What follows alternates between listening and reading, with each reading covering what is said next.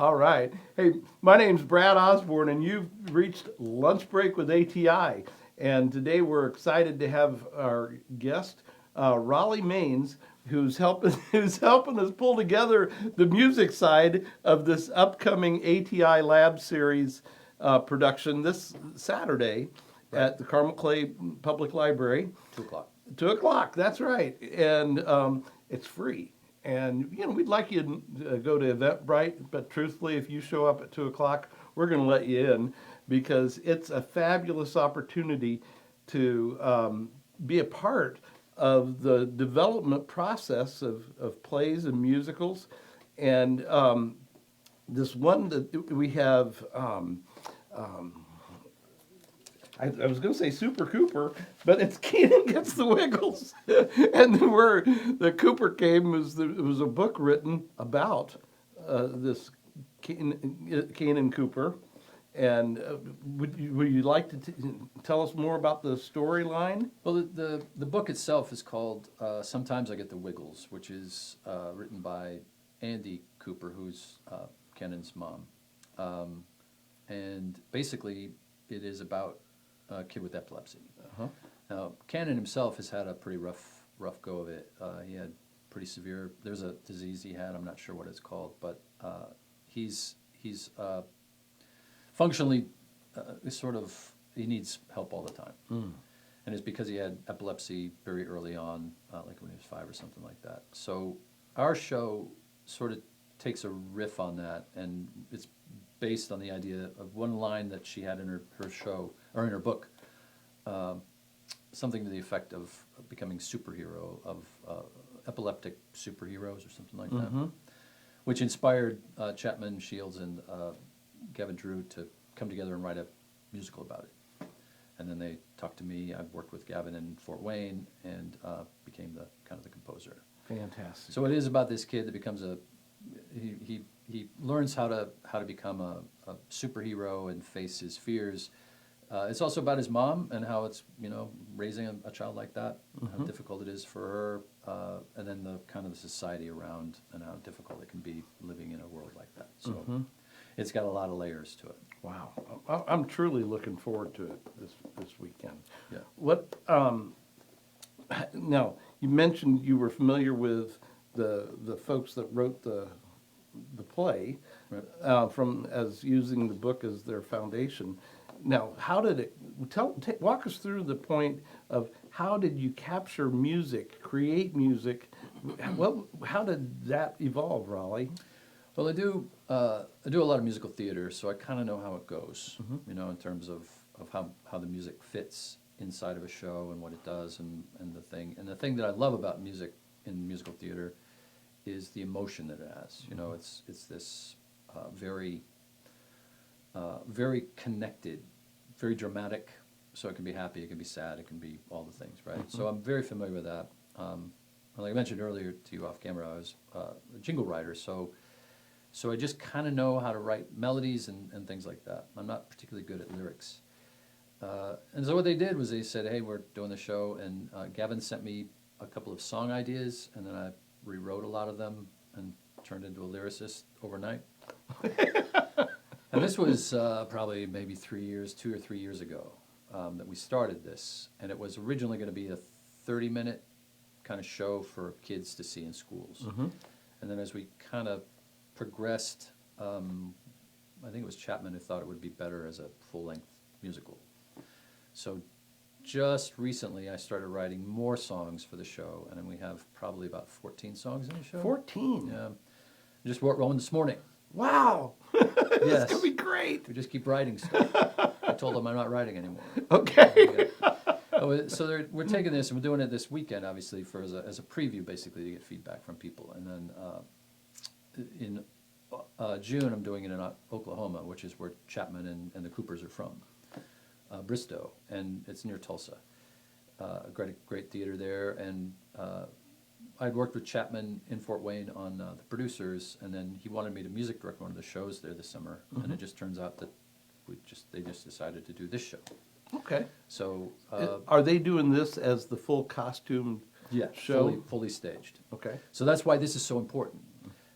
What we want is for people to come and watch it, and then, for anything that doesn't make any sense to them, or if there's things they really liked about it, things they thought could be improved, that's all very, very helpful for us in the process of putting together the final script to be put in front of an audience like that. We charge them for tickets. We're not charging. Yeah. Thanks. Yeah. So this is called workshopping basically, and even the one in Oklahoma is going to be kind of a workshop kind of version. There's stories about Sondheim doing Sweeney Todd, and they workshop it 20 times. Really? So they just kept doing it and tweaking it and doing it and tweaking it. Shows like Addams Family was actually mounted on Broadway and failed miserably, and they rewrote the whole thing.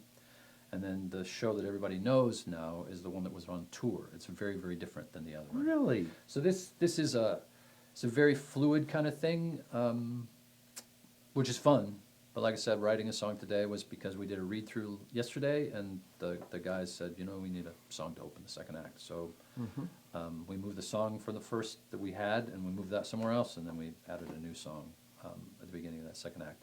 So I got the lyrics. Now when I get done here, I got to write the music for it. And then we hand it to the actor, who's got to figure out how to learn it. So yeah, it's a pretty fun process in general. Very different than everything else that I do. And we call it the lab series. What did you call it with the evaluations that you had said that? It's a workshop. Workshop. Yeah. Okay. So basically, what we're doing is performing it. And workshops come in a lot of different sizes and shapes. So we're doing a staged reading, which means they're just going to sit in a row, and then they'll have a music stand, and they'll just kind of step up when it's time to talk, and they'll sit down. So there's no staging, there's no blocking, dancing, anything like that. There'll be singing. So we'll do the show. It'll just be more just a read. Okay. And the actors are great. So you'll get to hear kind of what it's supposed to do. Darren, who's going to be the stage manager at the time, he'll kind of read stage directions, so you kind of get a feel for what's going on. Okay. But it'll be pretty stark. Okay. But again, you're gonna hear it, and we'll all hear it. This will be the first time we all hear it out in the ether. Wow. Yeah. So it's exciting. Are Gavin or Chapman going to be here? Yes, they're here now. They're the ones who. So last night we had our first rehearsal last night. Got done at 10, a little after 10 by the time we got back to our place, our Airbnb, and they started talking about what they saw in the read-through, and we were up to 1, coming up with new ideas, and not the least of which was, oh, by the way, in the morning you should probably write a new song. So yeah, they're here, and the idea is that they're listening for what they're listening for. I'm listening for what I'm listening for in terms of the music. So once we get through this preview, this workshop this weekend, we'll sit down and do it again. We'll figure out what that feedback taught us, what we need to fix, what we need to tweak, and then the real work happens for me. I got to orchestrate it and get it all ready to go, so that when I hand it to the professionals in Oklahoma, they'll be able to read it. Fabulous. So yeah, it's a little bit daunting. The school ends at PFW sometime the end of April, but I'm also doing a show with Civic Theater in Fort Wayne, which I think is the second week in May is the when it runs. Okay. So I'll be doing year-end school things plus a musical that I'll be working on and orchestrating. So. And the way I would word that is, outside of that, not much is going on. That's right. You might be a little busy. Yeah. I'll call it that. Wow, incredible. Well, how did you evolve into a musical director for plays? Take us back to what led to other things. Well, so I'll give you the short story. When I moved to Nashville, I was basically a keyboard player and a producer. So I produced records, did a lot of arranging and orchestrating. And then one day I was like, I'd like to be a music director. And I didn't even know what that meant. I've always wanted to be a conductor, like to stand in front of the Berlin Philharmonic and conduct. So I just started kind of looking on the horizon, and I met a guy who knew a theater in Nashville called Street Theater, and they were looking for somebody to do a show. And I worked with Kathy Street, who's the owner of that, and we Okay. kind of hit it off, and I became sort of the resident music director. And for probably 10 years, I was doing a lot of their shows, almost all of them. Wow. So there was just, like, one year we did 12 shows in one year. So it just sort of Incredible. fell into it. And I tell the students at PFW, I mean, you just got to kind of scan the horizon and see what's out there, and what wasn't there yesterday suddenly shows up. So it's not the only thing I do, but a lot of the things that I had done before that would be, you know, like producing records or just orchestrating and arranging, all feed into what a music director does. And then, of course, growing up, listening to a lot of that stuff. And in the process of learning how to conduct, I learned how to music direct, and then it just sort of just kept going. What a cool journey. It is. It's not easy to be a self-employed musician in an industry town like Nashville, but I can read music, you know, well. I can sight read, and there are a lot of really great piano players in Nashville, but a lot of them can't read. So it kind of narrows it down. So I lived mostly in the cracks. I could do things that other keyboard players at the time can't. That's the spirit. Yeah, years ago we used to say, well, you got to find a problem to solve it. And you live with opportunities. That is absolutely true. I mean, if you can come in and rescue someone, suddenly you're the, you know, oh my gosh. Yeah. So that's happened a lot too, where I just happened to step in at the last minute, do something for very little money, but it was, you know, it was value added stuff, right? Yeah. So you get to meet more people, and down there there's pretty decent theater group, you know, community. So I cut my chops there. When I moved to Fort Wayne, I have done a few shows in Fort Wayne, but I'm doing other things too. So I'm certainly not busy. Yeah. You mentioned that you were teaching both at Purdue Fort Wayne, and also, I assume, with Julie Lynn Barber. Yes, up there. absolutely. Uh-huh. Oh, she was sitting in that chair a month ago, and as we were, well, it's a little more than a month ago, as we were talking about Who Done It. And what a fabulous show that was. But in addition to Purdue Fort Wayne, you've got, you're assisting at the Academy at Sweetwater. Is that Sweetwater right? teacher there, yeah. So I'm doing a lot more teaching than I was doing in Nashville, Okay. which is great. I just really hadn't planned on that. And when I got to town here, or in Fort Wayne, I moved here in July of 2020, I think, and that coming fall, I became limited. It's a limited lecture, they call it an LTL, limited term lecturer. Okay. And then I was there for a year, and then the dean called me just randomly right before school started the next year, and said, "We need somebody in the theater department." So therefore, you always answer your phone, right? That's right. Well, it was completely accident too, because I usually have my phone off. But yeah, so then I was full time, and so my appointment is 75% music and 25% theater. So I do some things in the theater, but I do most of my stuff in the music side. Okay, well, tell us about that. You know, when, like, for instance, you have a class about music. What would a class in the college level about music taught by Rolly Maines be about? Well, I teach 3 different kinds of classes. So the first class is called Computer Skills for Musicians, and I teach them how to use the computer in music. So when I started doing jingles in in '86, I started on a computer, Okay. and have done that all my life. Incredible. The entire career. So I teach them how to do notation software and all the different kinds of notation software, and I teach them how to use DAWs, and we do digital editing. So that's one class. Another class is orchestrating and arranging. So as an orchestrator and arranger, I sort of talk to them about that. I do a performance ensemble, which is sort of like producing, where you've got a group of players and you kind of help them figure it out.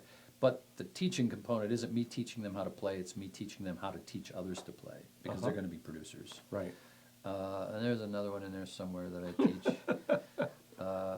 But yeah, and I help with Julie Lynn doing some classes over in the theater department too. We're doing a show together Oh, good. next spring, Oh, Spitfire Grill. So that's the other thing that I do when I'm in that appointment for the theater. I do that other stuff. talented, There's amazing. what is the other class I teach? There's another one in there. Okay.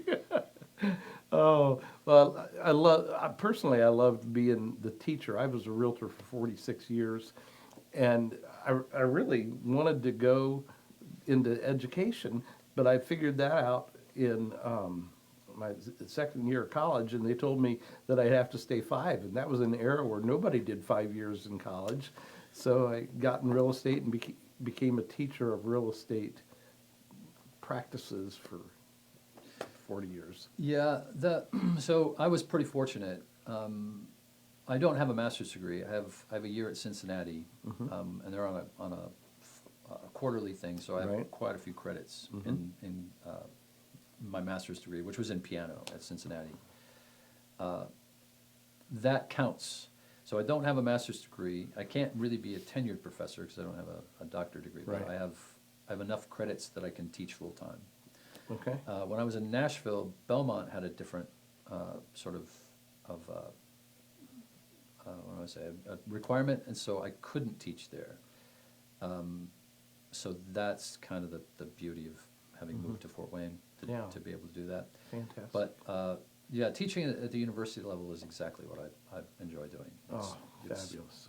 I mean, I have some kids at the academy, and those are great too. But classroom and that kind of stuff is fun. And let's give a shout out to the new programs being developed up at Fort Wayne. You were sharing with Meg and me some of the things that Purdue's putting into it. Tell us more. So Purdue has this. Purdue Fort Wayne has had a relationship with Sweetwater for several years, many years before I got here. So right now we are on the Sweetwater campus with a building, and it's basically commercial music. Oh, So they do a lot of engineering and production there. They teach people how to be producers. I do my piano lessons there, my private applied lessons. And what the new guy there, John Butine, has worked out along with the entire music department is to create a brand new building. So it'll be on the campus of PFW, on the main campus, and it's a multi-million-dollar building that will be, there'll be 3 or 4 different studios in there. There'll be rehearsal rooms and all kinds of kind of bells and whistles. One of the most amazing in the country, I'm pretty sure. So I spend most of my time in the commercial area because that's where I lived most of my career. right. And that program has spawned a good deal of interest from West Lafayette because it is so unique to the program. That is Now, they still have the classical side, and we all get along, but it is a very different world in that commercial area. amazing. Now, coming back to this Saturday, are you on the keyboard on Saturday or Right. somebody else? Yeah, I'm Okay. technically music directing the show. Yeah, so we're currently just learning the music, and then and I'm actually learning the music too. I Okay. mean, I just sit there and kind of look at what I got, and I play along, but I'm not actually playing the show. So this will give me an opportunity to kind of find out how it goes. Well, how it really goes. it's really a good thing that our team of Philip Paluzzo and Scott Osborne are going to be there with their video cameras, Yes, recording some of this good stuff for absolutely, because that will help me orchestrate. I will kind of hear how the music fluctuates, and I'll know how to orchestrate it better. Because I won't remember. I'm just playing it. you. Well, this has really been a treat, Rolly. I need to wrap up with a couple of points here, and like for instance, we have this lab series coming this Saturday at Carmel Clay Public Library. And then on April 7th, we're going to have the reveal of the 25-26 season. And more information will be coming out about that. Then I think it's like the 26th of April, we open 9 to 5. We open it on a Friday night. I'm sorry, I don't remember the exact date. But it's got a 2 in it. I know that. And we're going to have 3 great weekends. And tickets, get your tickets because they're going quickly. We're ahead of everything that we've done these last couple of years in ticket sales for 9 to 5.